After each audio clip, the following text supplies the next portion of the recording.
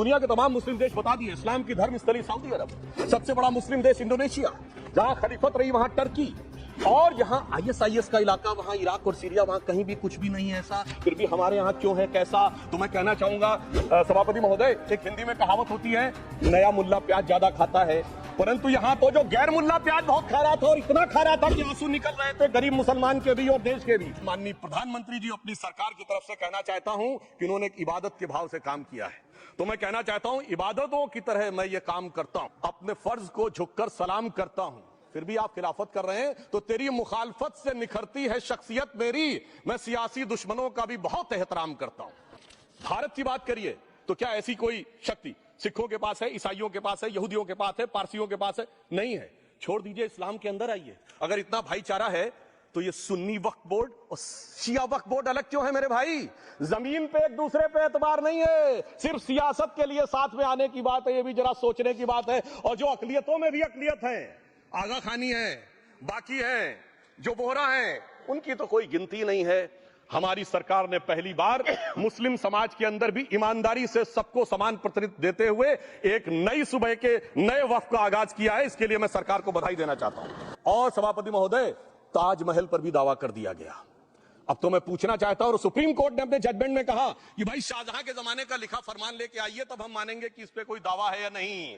आप सोचिए कि अगर ये वक्त का कानून इसी ढंग से चला होता तो क्या होता। ताजमहल का उल्लेख आता है सभापति महोदय, तो एक प्यास मुझे याद आ जाती है। जब शाहजहां जेल में था और दूर से उस ताजमहल को देखता था और उसे सिर्फ एक सुराही पानी मिलता था, और उसने औरंगजेब से कहा एक सुराही पानी और भिजवा दो, तो जानते उसने मना कर दिया। तो दुखी होकर शाहजहां ने फारसी में लिखा, ए पिसर तू अजब मुसलमानी, जे पिदरे जिंदा आप तरसानी, आफरीन हिंदुआन सदबार, जे देहंद पिदरावा मुर्दा देवम आप। मतलब तू कैसा मुसलमान है जो जिंदा बाप को पानी के लिए तरसा रहा है? तुझसे तो आफरीन 100 बार उन हिंदुओं को है जो पितृपक्ष में मरे हुए बाप को भी पानी देते हैं। ये हमने ईमानदारी से मुस्लिम समाज के कल्याण के लिए बात की है, क्योंकि एक तरफ खड़ा हुआ है ईमानदार मुसलमान जो शराफत के साथ ईमान को गले से लगाए हुए है, और दूसरी तरफ कुछ चंद सरमाएदार हैं जो उस अमानत में खयानत करके शरारत के साथ उसके झंडा बरदार बनना चाहते हैं। तो ये मुकाबला किसके बीच में है? ये शराफत अली और शरारत खान के बीच में मुकाबला है। हमारी सरकार शराफत अली के साथ खड़ी है, हमारी गरीब मुस्लिम के साथ खड़ी है। ये गरीबों गुर्बत वाले गुर्बत अली और सरमाएदारे वाले गाजी खान के बीच का इलाका है।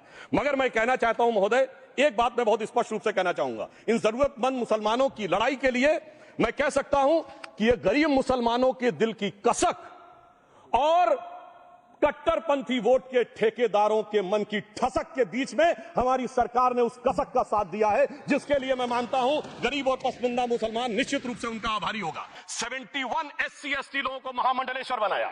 अरे आप तो हमारे सदन में बैठे हुए बाल योगी उमेश नाथ जी नहीं दिखते? वैसे तो कहा जाता है जात ना पूछो साधु की, मगर मैं बताना चाहता हूं विश्व हिंदू परिषद के 50,000 से अधिक पुजारी ट्राइबल्स में जो शेड्यूल कास्ट है जो काम कर रहे हैं। मगर मैं हद अदब से पूछना चाहता हूं, बताइए मुल्ला मौलवी मुफ्ती मुकर्रम पारी हाफिज में से कितने पसमंदा है? उसमें कितने जुलाहा अंसारी गौसी, बताइए मिरासी कितने हैं? बाकी छोड़िए, पसंदा बोर्ड में है क्या? अरे वक्फ बोर्ड में है क्या?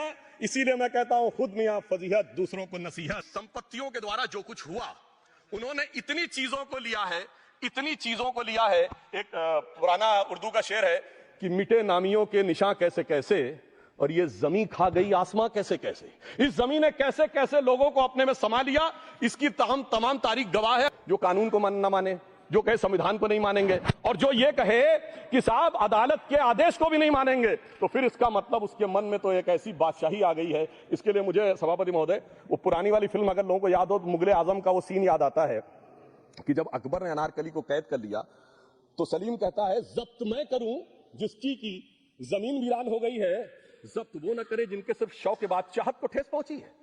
ये जिल्ले इलाही की बादशाही नहीं बल्कि खुदाई है। मैं कहना चाहता हूं जो संविधान को न माने, कानून का न माने, इसका मतलब वो अपनी खुदाई में जी रहा है। तो ये वो लोग हैं। और वैसे मैं सभापति महोदय, खुदाई से आजकल बहुत से लोगों को डर लगता है, क्योंकि जहां जहां खुदा है वहां वहां भगवान है। जहां जहां खुदा है वहां वहां भगवान है, बाकी आप सब बहुत बुद्धिमान हैं। नदीमुल हक साहब ने जो बोला था ना, किसी के बाप का हिंदुस्तान थोड़ी है, बिल्कुल मैं कहना चाहता हूं, जिन्होंने इस देश के लिए खून बहाया उनके बाप का हिंदुस्तान है, उस गरीब मुस्लिम कारीगर के बाप का हिंदुस्तान है। पर जो ये कहते हैं कि आगरे का लाल किला किसके बाप ने बनवाया, आगरे का किला किसके बाप ने बनवाया, दिल्ली का किला किसके बाप ने बनवाया, हैदराबाद का चार मीनार किसके बाप ने बनवाया, उसके बाप का यह हिंदुस्तान नहीं है।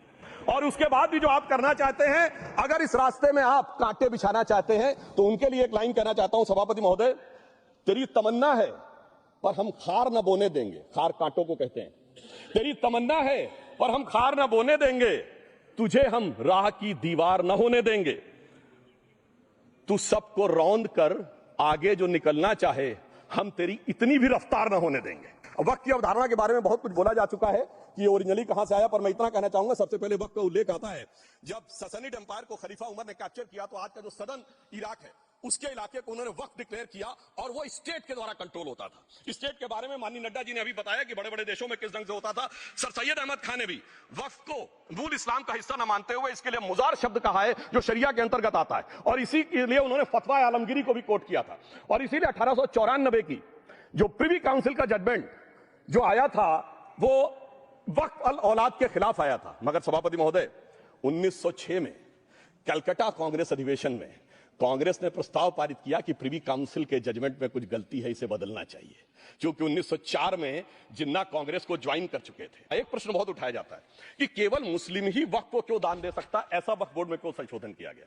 मैं ईमानदारी से कहना चाहता हूं, ऐसा नहीं कि मैं इस्लामिक मामलों का बहुत बड़ा आलिम फाजिल जानकार हूं, मगर इस्लाम में बहुत साफ मान्यता है कि जो गैर मुस्लिम है उसकी इबादत अल्लाह कबूल नहीं कर सकते, उसकी दुआ कबूल नहीं होगी तो दान कैसे कबूल होगा। साहब, हम इस्लामिक भावना का सम्मान कर रहे हैं।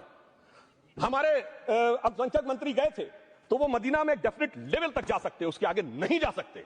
अगर इबादत की इजाजत नहीं है तो साथ जायदाद की इजाजत कैसे हो सकती है। मुस्लिम भावना का सम्मान है, और अगर है तो कोई मुल्ला मौलवी मुफ्ती मुकर्रम बारी आज आके बता दे कि कबूल हो सकती है दुआ, तो हम दान भी कबूल करने के लिए तैयार हैं। और तो और छोड़िए साहब, जब आप कहते हैं कि हर चीज हलाल होनी चाहिए, तो साहब हलाल करने की प्रक्रिया नहीं, हलाल करने वाला भी मुस्लिम होना चाहिए, तब वो हलाल होता था। तो मैं पूछना चाहता हूं साहब, काटने के लिए तो हलाल होने के लिए मुस्लिम जरूरी है, और बांटने के लिए बगैर मुस्लिम के भी हलाल होगा, ऐसा तो नहीं हो सकता। तो जो हमारी सरकार ने किया है वो मुस्लिम भावना के सम्मान के लिए किया है। और जहां तक मैं कहना चाहूंगा, हिंदू समाज के बारे में बात करते हैं, हमारे यहां कोई प्रॉब्लम नहीं है। हमारे यहां कोई ऐसा नहीं कि हज पे कोई गैर मुस्लिम नहीं जा सकता। हमारे देखिए कुंभ में 50 लाख विदेशी आए थे और किसी से नहीं कहा या कन्वर्ट हो जाओ। इसलिए मैं कहना चाहता हूं, हिंदुइज्म की धारणा और बाकी धारणा का जो तुलना करने का प्रयास करते हैं वो बहुत उचित नहीं है।